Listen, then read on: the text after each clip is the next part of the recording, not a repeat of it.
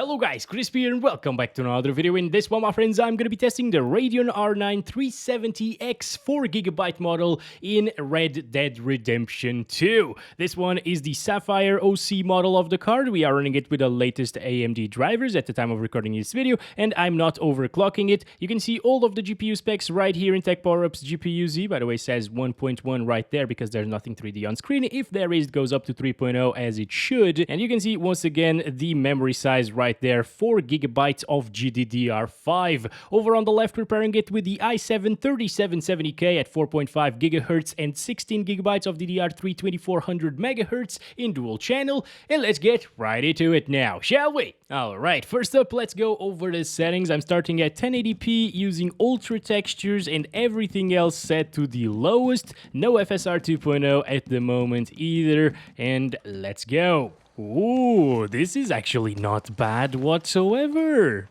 I thought it was gonna be worse, guys. I thought we needed FSR 2 to make the game playable at 1080p. Wow. I'm impressed. Around 40 FPS. Oh my goodness. Okay, so let's see Roach and let's kill Bob, or try to, because that guy is usually not here. Maybe because I killed him so many times, he just decided to move on to another game. Yeah, that's very interesting. Thank you, Rockstar, for deleting Bob off of your game. Anyway, getting 30s right now. Okay, things are slightly dropping at the moment. We're going to see a slightly more intensive scenario in just a little bit. So it can still drop from 30, but I doubt it, because it's still getting high 30s, you know. That is super impressive. This is not really a very old GPU. It's from 2015. Well, it's 8 years old. It's very old by today's standards. But Red Dead Redemption 2 is not a new game either, you know. So, of course, it is capable of running it alright-ish.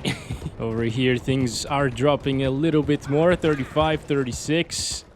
Not bad though, like I really expected it not to be playable. Could it be because of the 4GB of VRAM? I don't think so, like the game is playable even on 2GB cards, with a little bit more stuttering of course, because of the 4GB variant here. We're not seeing any stuttering issues whatsoever, and this is providing a great experience. Also, because of the lack of TAA anti-aliasing, or temporal anti-aliasing, the game is not like super soft like usual, using the presets, you know. I disabled AA, so it's sharp, it's beautiful, even on my 42-inch monitor. Like, wow, this is a good experience. Honestly, I thought of making a GTA 5 video today on the R7 or the R9 370X, so many numbers. But then I thought maybe I'm gonna do a little bit of Red Dead Redemption 2 instead, since I haven't tested it in a long time, and last week I actually tested GTA 5 on the GTX 560 from 2011. But yeah, Red Dead Redemption 2 is a totally different beast, so I thought it was not gonna play well here. Yet it is getting very comfortable FPS. Like over here with a lot of vegetation, I thought it would drop some frames, but no, it's getting around 40 still. That is absolutely insane for a GPU like this. Like, how much does an R9 370 cost? I almost always say R7 370. Hey, it should cost like, what, 30, 40 bucks? For that price, you can play Red Dead Redemption 2 pretty well, as you can see. On low settings, but the game still looks pretty good on low. Yes, that lighting is nothing like Ultra. On Ultra, this game looks insane. Even on balanced, honestly. And we should test it on balanced as well, since it's doing so well here, you know. But yeah, low is still definitely very seeable and very enjoyable in terms of graphics, and this is a super smooth experience. No stuttering, no huge FPS drops in some areas. I mean, there could be an area or two where the FPS will drop into the lower 30s, but we have been to Saint Denis already, and the forest area with a lot of vegetation, and it's not dropping, guys. Now, there is a problem. You can, in fact, get these GPUs for very cheap, but they consume a lot of power. I'm gonna enable FSR 2 on quality now. So, quality FSR, how much of a bump can we expect here? Less FPS, and the game is looking like crap now. What? No way! AMD, why is it that 2015 NVIDIA GPUs work very well with FSR, like the 970, 980 Ti, even the 960, and your own 2015 GPUs just get wrecked with FSR2? Well, it's not really wrecked, you know, but it's getting less FPS than native resolution. That is crazy. Let me try it on performance now. Okay, performance FSR. How much can we expect? Oh my god, it's so awful looking. It's blinking all over the place. I think it's because TAA is not really applied for some reason. Maybe because I disabled it previously, but FSR is definitely at work. And now we're seeing, like, what, 2 more FPS than native resolution, and the game is looking like crap. Oh boy. And it's running at a very low resolution at the moment. Like, performance FSR at 1080p is what, 540p or something like that. Something similar. Yeah, it's not good. FSR on this card doesn't really work as intended. If it was FSR 1, it would have been okay. It would have actually performed a lot better. But FSR 2 is just not doable on these old AMD cards. That is so weird, man. That is really freaking weird. Anyway, ooh, TAA is now on high and everything is super soft. I mean, no, let's not use TAA, okay? Okay, I disabled the TAA and FSR now, and it should be back to a crispy-ish image. And indeed it is, and getting higher 30s and lower 40s at times, touching 40 FPS. What are you doing, Roach? Why are you turning so much? Oh boy. Anyway, yeah, it looks all right. It's very playable. It kind of looks like there's still some FSR enabled for some reason. It's really weird. It's more pixelated than previously. Something weird is happening with these settings. I might need to restart the game, honestly. Anyway, I will restart the game, but first I want to test it out on, like, medium settings. So I just selected the balanced quality preset level there. I'll still keep the ultra textures because we can with 4 gigs of VRAM. And most things are now set to low still. Here we go. These are the true medium settings, I think. Middle of the slider on the preset level. Let's go. Okay, so now on medium settings, wow, this, yeah, it's definitely looking a lot better, and we lost about, what, 5 FPS? So it could still be playable, but, I mean, it will definitely drop from 30 FPS at this point. Yep, 29 right there. And the problem is, we can't really use FSR because that makes it even more intensive for these old AMD cards, apparently. Get out of the way. There we go. Oh, no! Damn it! So hard to control the horse, my friends. Roach, why? Why do you want to kill me every single time? Come on. Oh boy, 28, 27. Okay, so this is too much for the little R9 370X.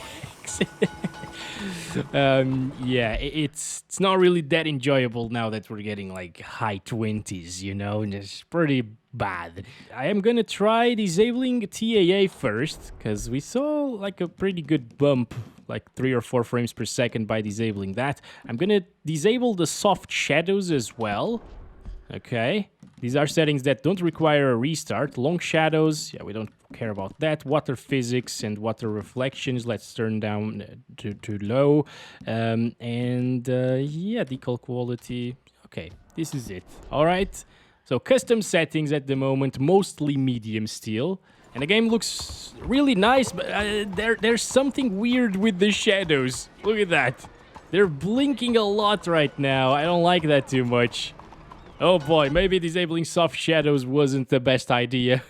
Soft shadows, set that to medium. There's no low here in this one, okay? Okay, yeah, that fixed the flickering shadow issue. There's still a little bit, though, of flickering shadows. But that's okay. You can't really notice it that much, so fine. I'll live with that, I guess. 30 something right now. Not terrible. Frame time is a little bit more inconsistent than it was before. We saw a little spike previously, but maybe it was just a one-off, you know. And now, yeah, these shadows are looking pretty as well. Blinking slightly. Maybe it's because of the 1080p resolution, honestly, guys, on such a big monitor that I'm using. On a native 1080p monitor, smaller one, the flickering will definitely be a lot less noticeable, as well as the blinking shadows and stuff like that. So now in this foresty area with some water down there, it's starting to drop slightly, but it's still around the average of 35 FPS, so that's pretty good. I just cannot believe... I was expecting it to drop from 30 FPS even at 1080p lowest settings, native resolution. And this is medium settings and it's still not dropping. It will probably drop here and there. Again, there are a couple of areas that are more intensive than the ones that I'm testing here, like Valentine, for example. Strawberry, not so much if you keep the water physics on the lowest. But yeah, it's only slightly more intensive. It drops a couple of more FPS than what I'm testing. Oh, so this is one of those GPUs where I cannot select 900p resolution for some reason. It just goes straight down from 1050p to 1024. And no 900, no 1600 by 900, as you can see. So I'm gonna select the 720p resolution next. Here we go, 1280 by 720. Everything else is still exactly the same. Ultra textures, medium, low-ish. And I guess we should now go to that strawberry town or Valentine's town that I was telling you about. Wow. How is this possible? It still looks decent and it's getting like 40 to 50 frames. This feels a lot smoother than what we saw so far. But I mean, this 720p, I was expecting an awful pixelated mess here because I am running, again, a 42-inch monitor, but it doesn't look bad to me, guys. It's super shimmery, of course, but it's not too pixelated. Well, on the horse and Arthur. But... it's not terrible looking. That's what I mean. I could still enjoy my time, even on a huge monitor at 720p in this particular game. It's impossible in something like Hogwarts Legacy, for example. That just looks really, really terrible at 720p res. But look at this. All of this vegetation around us not dropping from like the mid-40s. This is super impressive. Let's go, Roach. We're on an adventure. Look at this, 60 FPS. It feels so buttery smooth. Oh, yes. R9 370X is surpassing my expectations by a ton. What the hell, man? Oh, my gosh. By the way, when we get to Valentine, I will also test 1080p again at these settings to see how much it drops in that scenario. Red Dead Redemption 2 is such a gorgeous game that even on the medium settings and 720 freaking p resolution with ultra textures, let's give it that, alright? We are using ultra textures, so of course the textures will always look great. But yeah, it manages to look better than some new titles out there, guys. Also, if you're playing at these lower resolutions, definitely disable anti-aliasing, because then it's going to be a blurry, soft mess with it enabled, of course. But here, it just looks insanely okay, you know? Way better than what I was expecting it to look like at 720p medium settings. And here we are. This is Valentine. We got a bounty of $190 because I only do crap in here. And this, if I'm not mistaken, is the road. No, where's the road where the FPS drop the most? It's over here, I think. Yeah, it's that one. Yeah, right here is where it usually drops the most. 44, 45, still mid-40s. It's still in the mid-40s. That's insane. Lastly, we're back to 1080p using the same exact medium settings, or custom, because I changed a few things here and there, you know? So let's see if it drops from 30 FPS here in this area. If it doesn't, I can comfortably say that this might be the best way to play this game. Look at this. Honestly, I believe the GTX Titan, okay? GTX Titan was a super high-end GPU, $1,000 GPU back in 2013 with 6 gigabytes of VRAM. And I think on balanced settings here in this part, it actually dropped from 30. I'm not too sure about that. It was with TAA as well, and that drops our FPS by like 3 or 4 here. So it would probably put us in the high 20s as well with these cards. But these should not be comparable GPUs, okay? But Kepler has some really big issues with the latest DX12 titles that it does support still. So, yeah, the AMD GPUs always had a big advantage in DX12 compared to old NVIDIA GPUs. What just happened? I don't understand. What? Okay. Have to pay respect, my friends. Alright, that's been it for this video. I'm not sure if this was just a one-off. Probably was, honestly. We weren't even running out of VRAM or anything. So yeah, thanks very much for watching this video. Don't forget to like and subscribe if you haven't already, and I'll catch you in the next one very soon. Also, did you see the change here in color temperature? Now everything is like yellowish. There's something weird. Anyway, catch you in the next one. Love you all. Bye-bye.